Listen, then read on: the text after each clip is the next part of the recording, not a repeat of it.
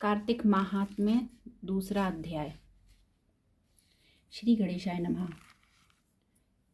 दूसरा अध्याय। श्री कृष्ण भगवान बोले, हे प्रिय, जब गुणवती ने राक्षस द्वारा अपने पिता और पति का मरना सुना तो दुखित हुई और रुदन करने लगी। हे स्वामी, हे पिता, आप मुझे छोड़कर कहाँ चले गए? मैं आपके बिना क्या करूं?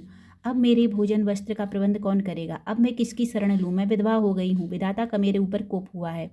मैं कैसे जीऊं? श्री कृष्ण जी बोले, कुकरी के समान विलाप करती हुई हवा से हिलरे हुए केले के पत्ते की तरह कांपती हुई वह पृथ्वी पर गिर पड़ी। थोड़ी देर में सावधान होने पर फिर विलाप करने लगी और शोक समुद्र में डूब गई। उस गुणवती ने घर की सब वस्तुएं बेचकर यथाविधि से अपने पति की पारलौकिक क्रिया की और उसी नगरी में विष्णु भगवान की भक्ति में तत्पर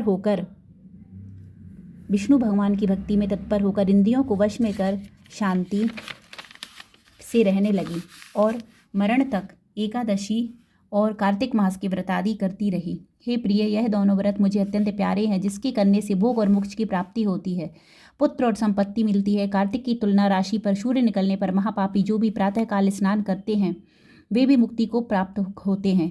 जो मनुष्य स्नान, जागरण, दीपदान और तुलसी का पालन करते हैं वे विष्णु के रूप हैं। विष्णु भगवान के मंदिर में झाड़ना, सतिया काटना तथा विष्णु की पूजा आदि का कार्य जो मनुष्य करते हैं वह जीवन मुक्त होते हैं। इस प्रकार वह गुणवती हर एक वर्ष कार्तिक और विष्णु भगवान का नित्य ही पूजन करती रही। एक समय वृद्धावस्था के कारण दुर्बल होने से, रोग और ज्वर से पीड़ित होने पर भी गंगा स्नान को गई। जो ही पानी में उतरी, जाड़े के मारे कांपने लगे। उसी समय गुणवती ने आकाश से आता हुआ विमान देखा। शंख, चक्र, गदा, पद्म आदि आयुधों को लिए हुए विष्णु के रूप धारण करने वाले पार्षद गरुड़ की ध्वजा वाले अप्सराओं से युक्त ऐसे विमान में बैठा कर बैकुंठ को ले गए।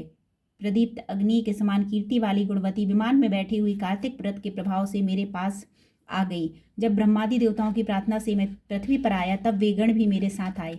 हे भामिनी, यह सब यादव मेरे गण हैं और तुम्हारे पिता देवा शर्मा भी इस जन्म में शतराजित हुए और तुम्हारे पति चंद्र शर्मा इस जन्म में अक्रूर हैं। और हे देवी, तुम वही गुणवती हो जो कार्तिक के स्नान के प्रभाव से मेरे लिए अत्यंत प्रिय हो। तुमने तो मेरे मन मंदिर के सामने तुलसी का बगीचा लगाया, उसी से यह कल्पवृक्ष तुम्हारे आंगन में है। कार्तिक में जो पहले तुमने दीपदान किए हैं उसी फल से तुम्हारी सुंदर देह और घर में लक्ष्मी देवी का निवास है, जो संपूर्ण व्रताधिक पति स्वरूप भगवान को अर्पण किए थे। इसलिए तुम मेरी पत्नी बनी हो और तुमने जन्म मृत्यु तक जो कार्तिक व्रत उपवास किए हैं, इससे तुम्हारा वियोग मुझसे कदापि नहीं होता। इसी प्रकार कार्तिक में व्रत करने वाले तुम्हारे समान मेरे प्रिय होंगे। सूत जी बोले, सत्यभामा जी अपने पूर्व जन्म का सब हाल जानकर बड़ी प्रसन्न हुई। कहा कार्तिक महात्म्य दूसरा अध्याय समाप्त। जय माता दी। हर हर महादेव। राधे राधे। मंत्रहीनम क्रियाहीनम भक्तिहीनम सुरेश्वरी यत् पूजितम मया देवी परिपूर्णम तदस्तु मे। आवनम न जानामि विसर्जनम पूजाम च न जानामि क्षम्यताम परमेश्वरम। राधे राधे।